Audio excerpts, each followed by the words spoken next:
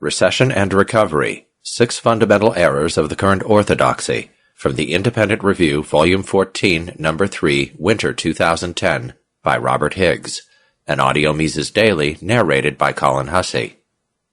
As the recession has deepened and the financial debacle has passed from one flare-up to another during the past year and a half, commentary on the economy's troubles has swelled tremendously. Pundits have pontificated, journalists and editors have reported and opined, talk radio jocks have huffed and puffed, public officials have spewed out even more double talk than usual, awkward academic experts caught in the camera's glare like deer in the headlights have blinked and stumbled through their brief stints as talking heads on TV. We have been deluged by an enormous outpouring of diagnosis, prognosis, and prescription, at least 95% of which has been appallingly bad. The bulk of it has been bad for the same reasons. Most of the people who purport to possess expertise about the economy rely on a common set of presuppositions and modes of thinking. I call this pseudo-intellectual mishmash vulgar Keynesianism. It's the same claptrap that has passed for economic wisdom in this country for more than 50 years and seems to have originated in the first edition of Paul Samuelson's Economics, 1948, the best-selling economics textbook of all time, and the one from which a plurality of several generations of college students acquired whatever they knew about economic analysis. Long ago, this view seeped into educated discourse, writing in the news media, and politics, and established itself as an orthodoxy. Unfortunately, this way of thinking about the economy's operation, in particular its overall fluctuations, is a tissue of errors of both commission and omission. Most unfortunate have been the policy implications derived from this mode of thinking, above all the notion that the government can and should use fiscal and monetary policies to control the macroeconomy and stabilize its fluctuations. Despite having originated more than half a century ago, this view seems to be as vital in 2009 as it was in 1949. Let us consider briefly the 6 most egregious aspects of this unfortunate approach to understanding and dealing with economic booms and busts. Aggregation. John Maynard Keynes persuaded his fellow economists, and then they persuaded the public that it makes sense to think of the economy in terms of a handful of economy-wide aggregates: total income or output, total consumption spending, total investment spending, and total net exports. If people remember anything from their introductory economics course, they are most likely to remember the equation y equals c plus I plus g plus x minus m. Sometimes q times p is equated to the variables at the right-hand side of the equation. So the idea is that aggregate supply, physical output times the price level, equals aggregate demand equals the sum of 4 types of money expenditure for newly produced final goods and services. This way of compressing diverse economy-wide transactions into single variables has the effect of suppressing recognition of the complex relationships and differences within each of the aggregates. Thus, in this framework, the effect of adding $1 million of investment spending for teddy bear inventories is the same as the effect for adding $1 million of investment spending for digging a new copper mine. Likewise, the effect of adding $1 million of consumption spending for movie tickets is the same as the effect of adding $1 million of consumption spending for gasoline. Likewise, the effect of adding $1 million of government spending for children's inoculations against polio is the same as the effect of adding $1 million of government spending for 7.62 millimeter ammunition. It does not take much thought to conceive of ways in which suppression of the differences within each of the aggregates might cause our thinking about the economy to go seriously awry. In fact, the economy does not produce an undifferentiated mass we call output. Instead, the millions of producers who bring forth aggregate supply provide an almost infinite variety of specific goods and services that differ in countless ways. Moreover, an immense amount of what goes on in a modern market-oriented economy consists of dealings among producers who supply no final goods and services at all, but instead supply raw materials, components, intermediate products, and services to one another. Because these producers are connected in an intricate pattern of relations which must assume certain proportions if the entire arrangement is to work effectively, critical consequences turn on what in particular gets produced when, where, and how. These extraordinarily complex micro-relationships are what we are really referring to when we speak of the economy. It is definitely not a single simple process for producing a uniform aggregate glop. Moreover, when we speak of economic action, we are referring to the choices that millions of diverse participants make in selecting a course of action and setting aside a possible alternative. Without choice, constrained by scarcity, no true economic action takes place. Thus, vulgar Keynesianism, which purports to be an economic model or at least a coherent framework of economic analysis, actually excludes the very possibility of genuine economic action, substituting for it a simple mechanical conception, the intellectual equivalent of a baby toy. Relative prices. Vulgar Keynesianism takes no account of relative prices or changes in such prices. In this framework, there is only one price, which is called the price level, and represents a weighted average of all the money prices at which the economy's countless actual goods and services are sold. There is also the rate of interest, which is treated as a price in a limited and misleading way, about which I say more later. If relative prices change, which of course they always do to some extent, even in the most stable periods, these changes are averaged out and affect the calculated change, if any, in the aggregate price level only in a shrouded and analytically irrelevant manner. So if the economy expands along certain lines but not along others, and the configuration of relative prices is changed, the vulgar Keynesians know that aggregate demand and aggregate supply have risen, but they have no idea why or in what manner they have risen. Nor do they care. In their view, the economy's aggregate output, the only output they treat as worthy of notice, is driven by aggregate demand, to which aggregate supply responds more or less automatically. And it matters not whether only the demand for cucumbers has risen, or to cite an example Keynes himself used, only the demand for pyramids has risen. Aggregate demand is aggregate demand is aggregate demand. Because the vulgar Keynesian has no conception of the economy's structure of output, he cannot conceive of how the expansion of demand along certain lines but not along others might be problematic. In his view, one cannot have, say, too many houses and apartments.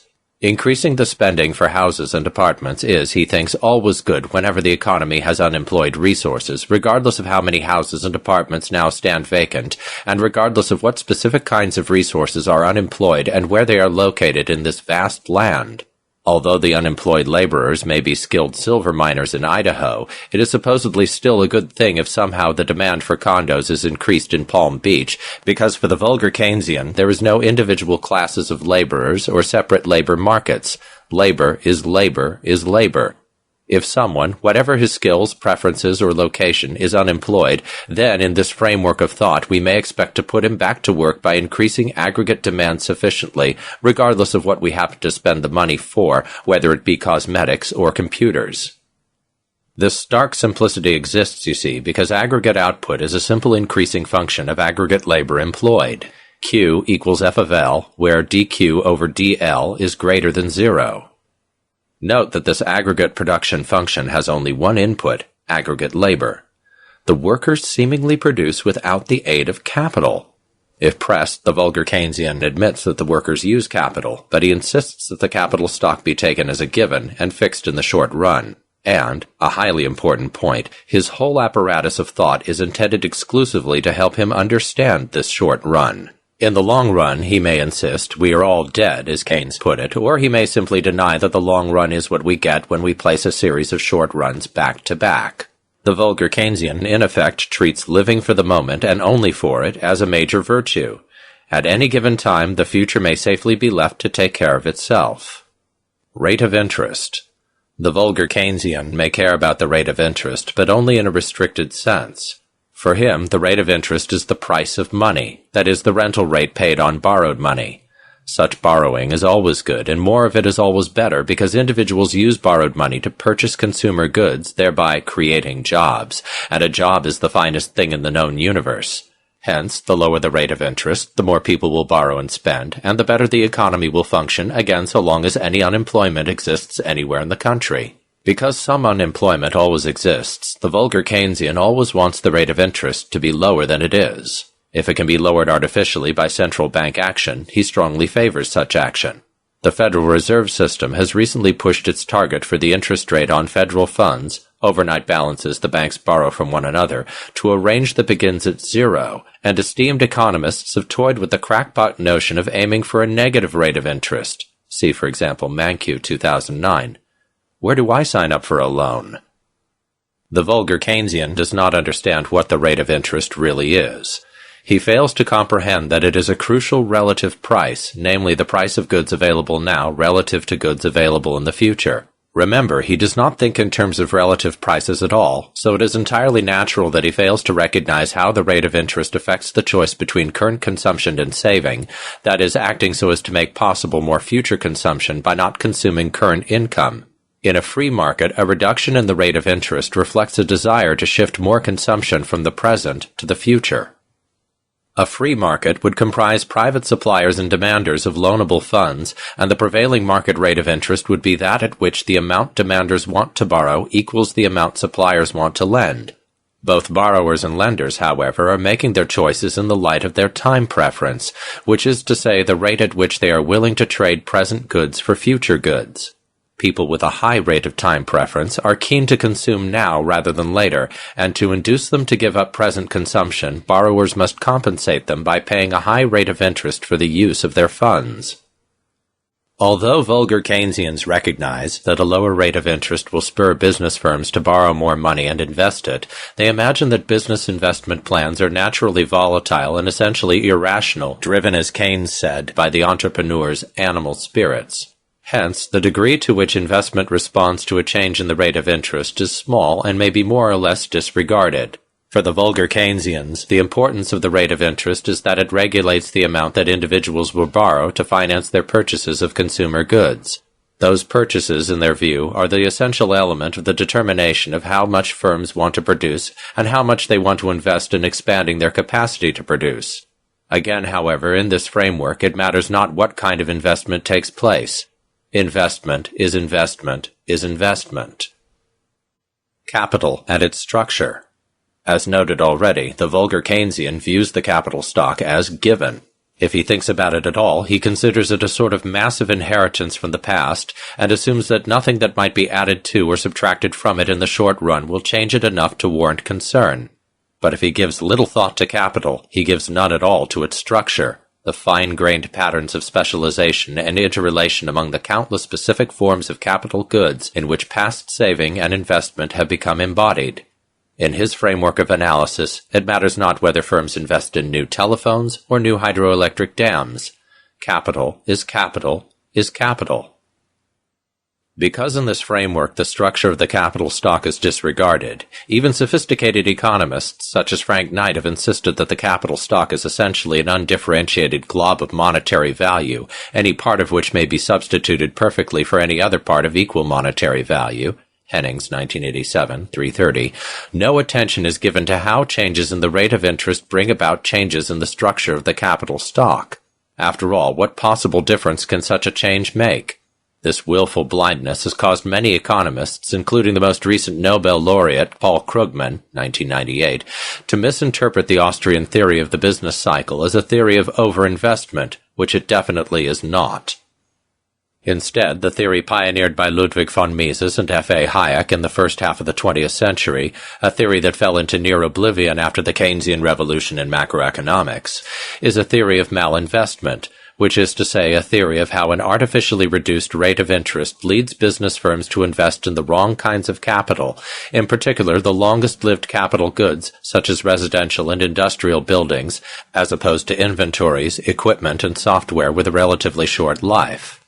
Thus, in the Austrian view, Fed-induced low rates of interest, like those between 2002 and 2005, led firms to overvalue longer-term capital projects and to shift their investment spending in that direction, producing booms in building construction, among other things. This shift would make economic sense if the interest rate had fallen in a free market, thereby signaling that people wish to defer more consumption by saving more of their current income. But if people have not changed their preferences in this way and continue to prefer present consumption relatively as much as they did previously, then businesses will make mistakes by choosing these kinds of investment projects which are, in effect, attempts to anticipate future demands that will never eventuate. When the projects ultimately begin to fail, the boom that the artificially lowered interest rates set in motion will collapse into a bust, with attendant bankruptcies and unemployed labor, as unsustainable projects are liquidated and resources shifted, painfully in many cases, to more viable uses. Because the vulgar Keynesian is blind to these micro-distortions and to the need for their correction in the wake of an artificially induced boom, he fails to see any need for the bankruptcies and unemployment that necessarily attend a substantial economic restructuring. He supposes if only the government stepped in and used its own deficit spending to make up for the reduced private investment and consumption spending, then business would be restored to profitability and workers re-employed without any economic restructuring. It comes as no surprise, then, that people who think along such lines are currently working to continue a policy that contributed greatly to producing the unsustainable boom of 2002 to 2006, namely subsidized lending to would-be homeowners who cannot meet normal commercial qualifications for receiving such loans. It does not occur to the vulgar Keynesians that too many resources have been directed into house and condo construction, and that lending to homeowners who cannot afford to purchase homes unless they are subsidized to do so signals an uneconomic use of resources at the expense of the taxpayers who directly or indirectly finance these subsidies. Malinvestments and money pumping. With their great simple faith in the efficacy of government spending as a macroeconomic balance wheel, vulgar Keynesians disregard malinvestment, past and future, and support government spending in excess of the government's revenues, the difference being covered by borrowing. Of course they favor central bank actions to make such borrowing cheaper for the government. In fact, they chronically prefer easy money to more restrictive central bank policies. As noted previously, they prefer easy money not only because it lowers the visible cost of financing the government's deficit spending, but also because it induces individuals to borrow more money and spend it for consumption goods, such increased consumption spendings being viewed as always a good thing, notwithstanding the near-zero rate of savings by individuals in the United States in recent years. Reflecting on the vulgar Keynesian attitude toward Fed policy, I keep recalling an old country song whose refrain was, older whiskey, faster horses, younger women, more money. Vulgar Keynesians do not spend much time worrying about potential inflation. On the contrary, they are obsessed with an irrational fear of even the slightest hint of deflation. If inflation should become an undeniable problem, we may count on them to support price controls, which, on the basis of sketchy knowledge of such controls during World War II, they are convinced can be made to work well. Regime uncertainty. Vulgar Keynesians are nothing if not policy activists. Like Franklin D. Roosevelt, they believe that the government should try something, and if it doesn't work, try something else. Better still is that the government try a bunch of things at once, and if they don't turn the trick, then continue to pour more money into them anyway and try something else to boot. The eras they esteem as the most glorious ones in U.S. politico-economic history are Roosevelt's first term as president and Lyndon B. Johnson's first few years in the presidency. In these periods, we witnessed an outpouring of new government measures to spend, tax, regulate, subsidize, and generally create economic mischief on an extraordinary scale. The Obama administration's ambitious plans for government action on many fronts fill vulgar Keynesians with hope that a third such great leap forward has now begun. The vulgar Keynesian does not understand that extreme policy activism may work against economic prosperity by creating what I call regime uncertainty, a pervasive uncertainty about the very nature of the impending economic order, especially about how the government will treat private property rights in the future. This kind of uncertainty especially discourages investors from putting money into long-term projects. Such investment, which almost disappeared after 1929, did not recover fully until after World War II. More than one observer has commented in recent months that regime uncertainty has resulted from the government's frenetic series of bailouts, capital infusions, emergency loans, takeovers, stimulus packages, and other extraordinary measures crammed into a period of less than a year. With the Obama administration in the saddle, prospects appear favorable for a continuation of this kind of frantic policy activism. It cannot help, and it may hurt a great deal. The Ludwig von Mises Institute hopes you have enjoyed this Audio Mises Daily. For a world of free market literature, media, and discussion, visit Mises.org.